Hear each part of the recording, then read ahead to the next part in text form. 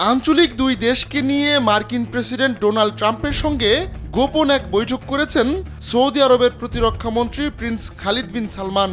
বৃহস্পতিবার ট্রাম্প ও গুরুত্বপূর্ণ কর্মকর্তাদের সঙ্গে হোয়াইট হাউসে ওই বৈঠক অনুষ্ঠিত হয়। একাধিক সূত্রের বরাতে এমন খবর প্রকাশ করেছে ফক্স নিউজ। প্রিন্স খালিদ বিন সালমান সৌদি যুবরাজ মোহাম্মদ বিন সালমানের ছোট ভাই। পশ্চিমা মহলে যুবরাজ মোহাম্মদের ছোট ভাই কেবিএস নামে পরিচিত। ফক্স নিউজ বলছে, ইরানের সঙ্গে উত্তেজনা কমানোর বিষয়ে মার্কিন কর্মকর্তাদের সঙ্গে আলোচনা করেছেন কেবিএস। একই সঙ্গে দেশটিকে আলোচনার টেবিলে আনার ব্যাপারেও ওই বৈঠকে আলোচনা হয়। ইরান ইসরায়েল ইস্যু ছাড়াও গাজা যুদ্ধ সমাপ্তি এবং বাকি ইসরায়েলি জিম্মিদের মুক্তির বিষয়েও মার্কিন কর্মকর্তাদের সঙ্গে আলোচনা করেন প্রিন্স খালিদ।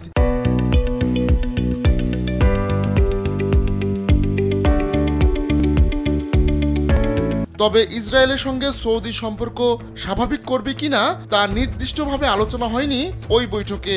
যদিও এমন লক্ষ্য অর্জনের জন্য কি কি পদক্ষেপ নিতে হবে তা নিয়ে আলোচনা হয়েছে গোপন সেই বৈঠকে।